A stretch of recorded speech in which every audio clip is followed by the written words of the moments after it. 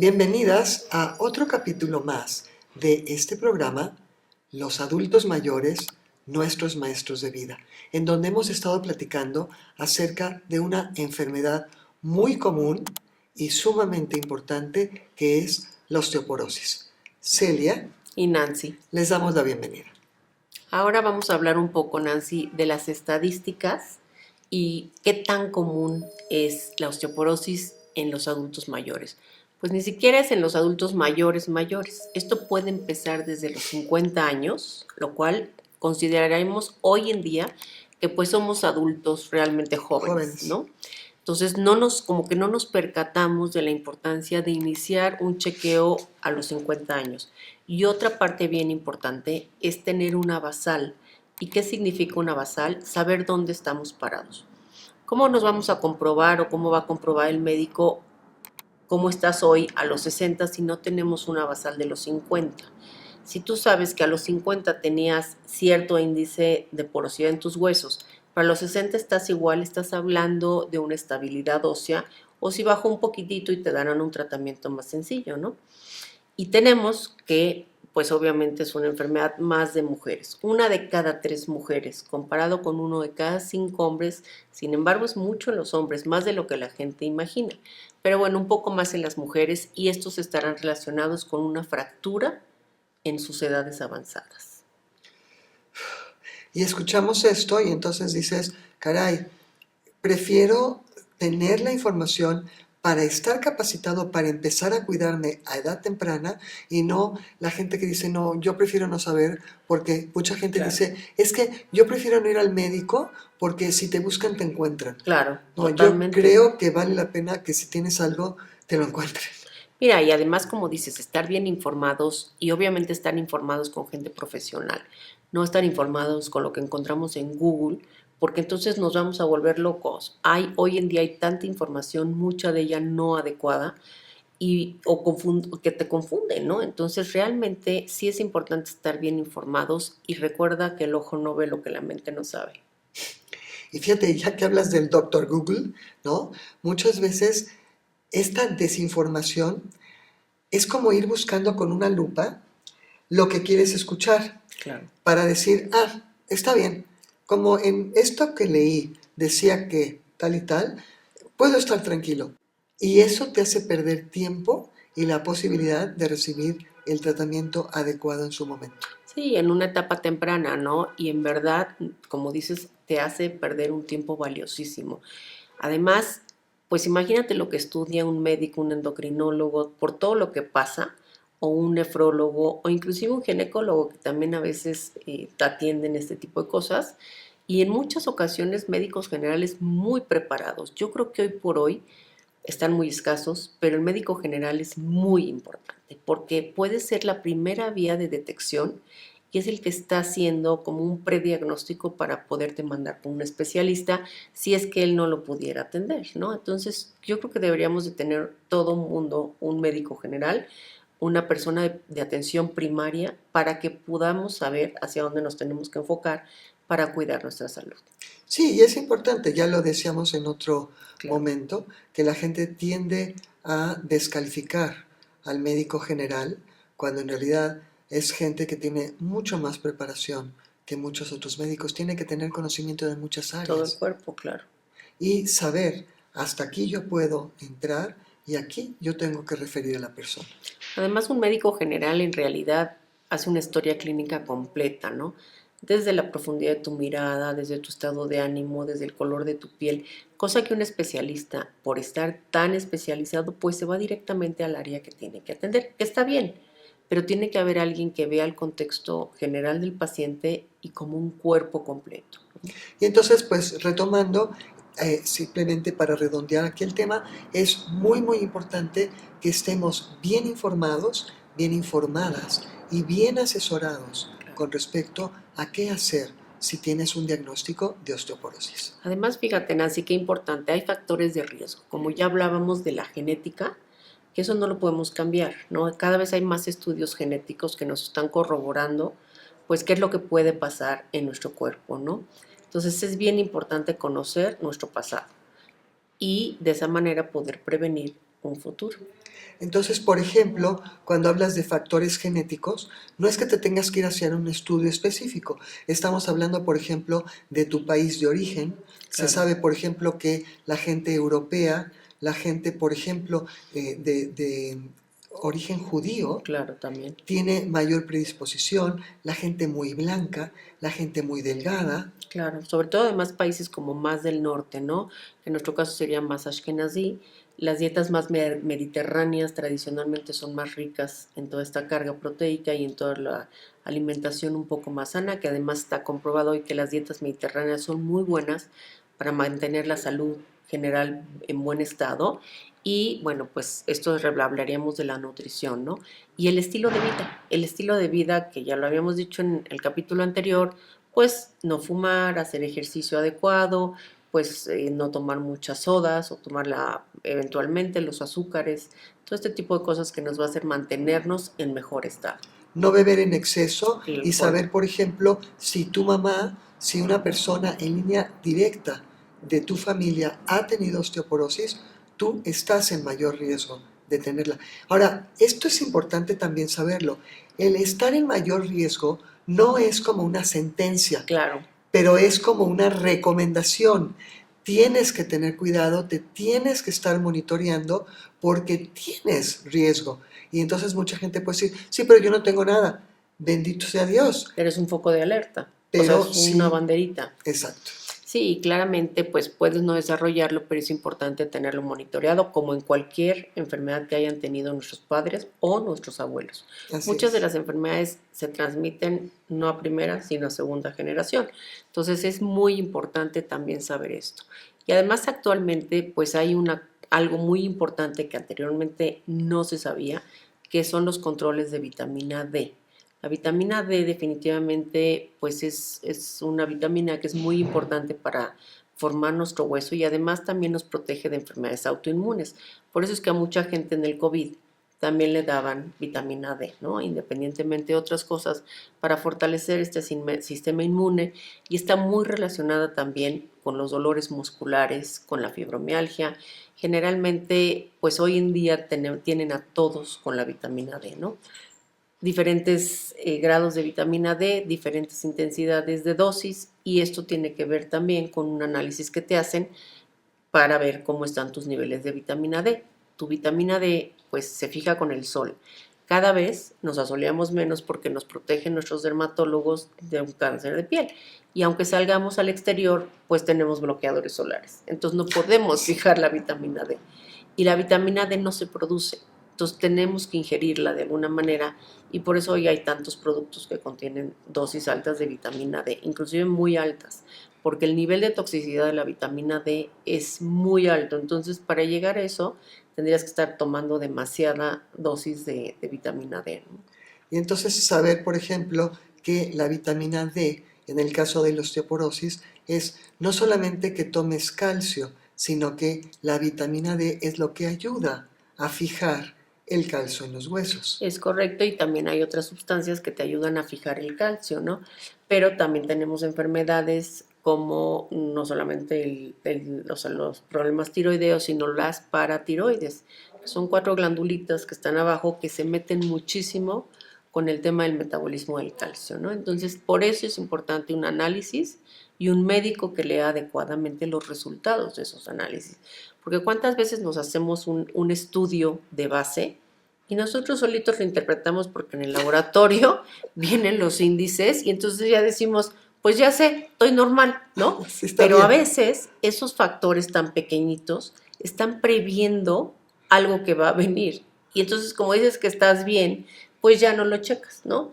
Y muchas otras veces hay falsos positivos o falsos negativos que el doctor, si no le cuadra algo, te puede mandar a repetir ese análisis. ¿Y cuántas veces decimos, es que me quiere sacar el dinero? No, es que a veces cae pues, en una contradicción este estudio y tendría toda la lógica de mandarlo a repetir, porque a veces el laboratorio se equivoca, ¿no? Entonces, cuando cada uno de nosotros piensa que es muy listo porque ves tus valores de referencia y dices estoy bien, pues no estás tan bien porque Claro. vale la pena realmente que la persona que sepa interprete tus resultados. O si algo no entendemos, nos vamos al doctor Google Y bueno, pues empezamos a ver que a lo mejor hasta tienes linfoma y cáncer, y a veces no es cierto, ¿no? Entonces, cosas terribles, te empiezas a agobiar, te empiezas a estresar, entonces ir con un profesional. Y entonces ya dijimos que el doctor Google no es una buena opción. A veces porque te tranquiliza cuando no te debería de tranquilizar y a veces porque te alarma cuando no hay razón para estar alarmado. Correctísimo. Entonces, bueno, pues también, como decías, la edad avanzada, la raza es muy importante, ¿no? Las partes de donde venimos, decías bien y recapitulando, las razas caucásicas, las razas asiáticas también tienen un mayor riesgo y definitivamente la falta de actividad. La falta de actividad es crucial y saber qué actividad tenemos que hacer, ¿no? Sí. ¿Y cuál actividad tenemos que hacer? Aquí lo que nos ayudan son los ejercicios de resistencia y de carga, donde podemos utilizar pesas ligeras, porque un alto peso no nos ayuda ni por la edad y porque podemos provocar una lesión, ¿no? También es probable iniciar con una rutina de ligas que son más suaves. A mí me gustan mucho las ligas porque fortaleces al empujar y fortaleces al regresar. Ahí es muy importante explicarles a los pacientes que no estiras y rebotas, sino igual como estiras lentamente, regresas. Porque de esta manera estamos, pues obviamente, fortaleciendo músculos concéntricos y excéntricos, ¿no? O agonistas y antagonistas, que serían, en un caso de una pierna, los de adelante o los de atrás, ¿no? Para que me entiendan bien el término. Entonces, bueno, pues aquí importantísimo el peso. Por ejemplo, ejercicios como Pilates, en donde trabajas con tu propia resistencia, ¿pueden ser útiles? Son sensacionales, igual que ejercicios funcionales. Todo lo que son brincos, impactos, cosas de este tipo, pues a veces pueden provocar lesiones, sobre todo si no sabemos cómo están nuestros huesos, ¿no? Y siempre de la mano con un fisioterapeuta que haga una evaluación previa, ¿no? Evaluación de tus ángulos, evaluación de tu fuerza muscular. Hay una hay una forma de evaluar perfectamente los músculos donde sabemos que vamos de 0 a 5, si puede ser 4 más, 4 menos, y hay específicamente pruebas hechas para poder saber en qué parte funcional está tu músculo, en qué parte, qué tantos ejercicios aguantas, se repiten varias veces y vemos si los logras al 100% o si va bajando. Entonces a veces encontramos que te dicen la fórmula de 10 y no, a veces un paciente puede con 6 y el séptimo ya no lo hace bien y no quieres que el cerebro se quede con ese séptimo mal, ¿no? Entonces quieres que nos quedemos en 6 y gradualmente ir aumentando esa resistencia, ejercicios respiratorios para mejorar la oxigenación. La mayor parte de la gente no sabemos respirar. Y fíjate, cuando tú hablas esto, de veras yo las invito a escuchar la importancia de esto que acaba de mencionar Celia. Cuando tú empiezas a hacer ejercicio, de la misma forma que dice, por ejemplo, un medicamento, no se debe de utilizar en mujeres embarazadas, etcétera, etcétera, o no se debe utilizar en casos de, cuando tú inicias un régimen de ejercicios, tienes que estar bien asesorado. Definitivamente, y por eso es importante que acudan a un fisioterapeuta Sí. certificado. Hoy en día encontramos las cédulas profesionales, ahora sí en Google, están a disposición de todo mundo y podemos saber quién es un fisioterapeuta certificado y que realmente tenga una cédula profesional. Otro ejercicio bien importante es la flexibilidad. ¿Por qué crees que es importante la flexibilidad, Nancy? Bueno, creo que por un lado, o sea, si tú vas a caerte, por ejemplo, si tu cuerpo es más flexible, puede responder mejor frente a la caída. Pero además, si es más flexible, puede evitar la caída. Es decir, tu reacción es más rápida y tu reacción es menos dañina. Es más fácil lastimar a un músculo que no es flexible que a un músculo flexible. Correcto, esto es como si trajéramos un pantalón más chico de talla, que nos sentimos más rígidos. Y bien como dices, cuando damos un paso y estamos flexibles, la forma de compensar ante un escalón, a todos nos ha pasado que pisamos un escalón que no esperábamos, si tienes una buena flexibilidad, pues puedes compensar, abrir más el paso. Si sentimos que hay un hoyito en el pavimento, ya que vivimos en una ciudad que las banquetas están muy mal, entonces, bueno, podríamos compensar con mayor facilidad. además de que los ángulos de nuestro cuerpo, todas nuestras articulaciones se van a mover mejor y nos van a doler menos todos los huesos, todos los músculos y todas nuestras articulaciones. Fíjate, estaba pensando, por ejemplo, mientras que tú explicas esto, con un muelle. Claro. O sea, si por ejemplo cae un peso sobre una superficie rígida, puede ser que la rompa, pero si cae sobre algo que tiene un muelle abajo, o sea, lo hace más flexible, este rebote, esta flexibilidad va a permitir amortiguar la caída, el golpe o lo que sea. Claro. Y no sé si esto también va acompañado de flexibilidad mental, en el sentido de, si tú sientes que te vas a caer, no es la actitud de ya me fastidié y ya no voy a poder hacer nada. ¿Qué parte de tu cuerpo puede entrar en respuesta rápida para prevenir una caída Sí, fuerte? lo que dices es verdad. Muchas veces, si ya la caída es inminente, sabes cómo caer, ¿no? Porque estás más flexible. Sí. Pero además, esta parte de la flexibilidad también nos hace sentirnos más jóvenes. Entonces, también emocionalmente repercute en sentirnos más jóvenes y querer hacer más cosas con nuestro día a día. Fíjate, si tú todavía eres capaz de agacharte para amarrar tus agujetas, eso habla de flexibilidad. Uh-huh. En cambio, hay gente que conforme se va volviendo adulto mayor, va perdiendo esta flexibilidad y se queda estancado en esto, es decir, ya no trato de hacer nada. Pero se puede, según tú estás Claro. explicando, se puede lograr seguir siendo flexible con yoga, con alimentación adecuada. Los mismos ¿Qué otra pilates, cosa? los mismos pilates, ejercicios de estiramiento. Hay rutinas completas de estiramientos para adultos mayores. Hay rutinas de yoga para adultos mayores y además, pues no esperar a sentir que, por ejemplo, dices, ya estoy viejo, ya estoy grande y ya esto es normal de la edad. No es normal. Tenemos hoy en día muchos videos en las redes sociales donde ves gente de 90 y tantos años bailando, haciendo ejercicios que son verdaderamente un gozo poderlos ver, ¿no? Y es gente que no se ha permitido pues desatenderse ni empeorar con la edad, ¿no? Sí, y entonces el creer simplemente que porque formaste músculo ya estás bien, yo creo que tienes que también balancearlo con, como tú estás diciendo, con la flexibilidad. O sea, por ejemplo, si la persona da un mal paso, poder regresar, sí, etcétera, ¿no? Correcto, y aparte, pues también otra parte muy importante es el fortalecimiento postural. En postura me refiero a que sepamos cómo cargar, a que tengamos una forma adecuada de acomodarnos en una silla, en la cama. Y por ejemplo, haz de cuenta, muchas veces a mí me ha tocado ver en el aeropuerto cómo rotan al jalar una maleta y yo digo, pobres vértebras y pobre cadera, ¿no? Y ves que es una persona mayor. En cambio, si usamos las piernas, bajamos la maleta y después giramos, hay mucho menos carga a todas esas estructuras óseas.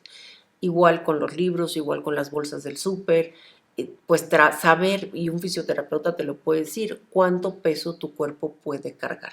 Y ya que hablas de los aeropuertos, por ejemplo, la gente se carga muchísimo a sí misma y Claro. tiene que caminar distancias largas en el aeropuerto y no te estás respetando. Pero para todos ustedes que nos están acompañando, vamos a tener sesiones específicas en donde Celia nos va a hacer demostraciones de los ejercicios que se utilizan en diferentes situaciones y una de ellas es para la osteoporosis. Sí, y la postura definitivamente, porque también con la edad, pues vamos viendo que se van encorvando y esto se da por muchas razones. Se acortan los músculos isquiotibiales, que son los posteriores de la pierna, y también obviamente viene debilidad en el abdomen, empezamos a perder el tono muscular, nos caemos hacia adelante y esto pues lo único que hace es que sea más fácil que perdamos el equilibrio y nos vamos a caer hacia el frente, ¿no?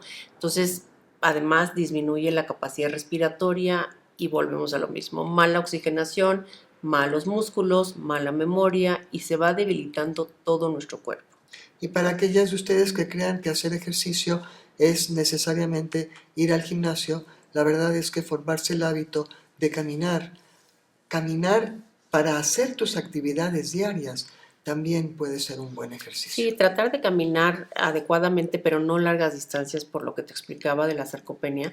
Pero generalmente yo a mis pacientes lo que les pongo es una rutina de casa. Y vieras que después de explicarles verdaderamente se portan mejor que los adolescentes, porque entienden la necesidad de seguir haciendo esto si quieren seguir viajando, si quieren seguir pues disfrutando de sus actividades, seguir siendo independientes. No hay nada que una persona mayor disfrute más que seguir siendo independiente. Yo creo que sí. Y pues por eso la educación, la prevención, estar constantemente informando sobre cómo moverse de manera segura, evitar riesgos de postura, evitar también, es muy importante, toda la forma del hogar, tapetes, riesgos que puede haber por ejemplo, en espacios reducidos, los baños, siempre es importante tener una barra, no se sientan ni mayores, ni grandes, ni discapacitados por tener una barra, eso es importante hasta en gente joven. Está, bueno, súper documentado la cantidad de accidentes que ocurren en los baños, es de las partes donde más, porque es muy fácil que nos resbalemos en cualquier momento. Entonces, ¿Estás mojado? está mojado, queremos salir rápido, tenemos prisa, entonces cuidar todos estos detalles, sobre todo si una persona vive sola. Es muy difícil y han encontrado mucha gente después de 3, 4 días que se cayó sin haber comido, sin haber bebido y en muchas ocasiones han fallecido o los encuentran en una etapa muy deteriorada. Ok. Estábamos hablando también, Nancy, de la planificación totalmente individualizada. Es bien importante evaluar bien a un paciente, tener un buen diagnóstico de su movimiento, de sus ejes articulares, de su fuerza muscular antes de hacerle un programa personalizado. Y eso solo todo lo puede hacer un experto. Yo respeto mucho a los instructores de los gimnasios, pero muchas veces no conocen esta parte del metabolismo. Entonces, en muchas ocasiones yo hablo con los instructores de los pacientes y les digo, a ver, quiero que trabajes esto con estas dosis y lo hacemos muy bien en conjunto. Pero el diagnóstico de movimiento nos corresponde a los fisioterapeutas, ¿no? Entonces, sí es importante, pues hoy en día que todo el mundo aprende todo, ir con las personas indicadas y pues obviamente los ejercicios de extensión de la columna vertebral que también nos ayudan a mantener el equilibrio y el balance. Ejercicios un poco de balance, que también vuelves a lo mismo, nos ayudan a mantener el equilibrio, a no caernos o a caernos menos, porque una vez que ya viene una caída, el deterioro va volado, ¿no? Y aumenta muchísimo más la velocidad en que nos vamos debilitando y emocionalmente es muy difícil. Sí, porque pierdes independencia. Y fíjate que ahorita que hablabas de los instructores en los gimnasios, lo que pasa es que nosotros los vemos y entonces tienen unos musculotes y una gran fuerza, etcétera. Pero partieron de un lugar diferente al de Claro. la gente, por ejemplo, al mío, ¿no? Yo no tengo el físico para llegar a las características de un instructor de un gimnasio. Definitivamente, y además en ocasiones ingieren otro tipo de glutamina, carnitina, muchas cosas que en su edad joven pues pueden aumentar muchísimo más esa masa muscular, cosa que la gente mayor pues no es ni recomendable. Muchas de estas sustancias se eliminan por los riñones por la edad se van deteriorando y pues también es importante cuidar esas partes, ¿no? Y por último, la marcha segura. Es bien importante saber que si en algún momento necesitamos una andadera o un bastón, no se me sientan menos y no se sientan que ya no valen o no sientan que no se ven guapos o bonitos. No hay nada más precioso para mí que ver una persona en la tercera edad arreglada, maquillada y con un bastón precioso, porque además hoy hay bastones muy, muy bonitos y hay bastones que te hacen ver con una clase espectacular, ¿no? Entonces, saber lo que necesitamos y es preferible tener el apoyo adecuado que una caída. Sí, porque no utilizar un bastón o una andadera cuando la necesitas es como no utilizar anteojos para ver bien cuando los necesitas. Totalmente. Y en muchas ocasiones es reversible. Las usan solamente en ciertas ocasiones y no todo el tiempo, o fortalecen después de una buena rutina y empiezan a sentirse lo suficientemente seguros para poderlo hacer sin el bastón. Pues sí, entonces Y ahí, aceptarlo. bueno, pues les quiero dar un tip. Si alguien no quiere usar el bastón, hay estos bastones de hiking como para caminar, que se ven muy, muy monos porque además parecen que están caminando. Y uno de los ejercicios es subir y bajar cuando estás caminando como en descensos y en ascensos porque fortaleces más tus huesos y pues se ve como una actividad de deporte y entonces no te sientes mal si es que no quisieran usar un bastón. pero siempre tener un apoyo cuando hay este tipo de problemas es importante. Yo creo que sí, muy, muy importante para cerrar ahorita este tema de la marcha segura que también en su momento nos demostrarás. Pues muchísimas gracias a todos, espero que sea esta información de gran ayuda para ustedes y que tengan sobre todo información segura, informaciones basadas en evidencia y que nos están dando una seguridad para vivir mejor. Muchísimas gracias, nos vemos pronto.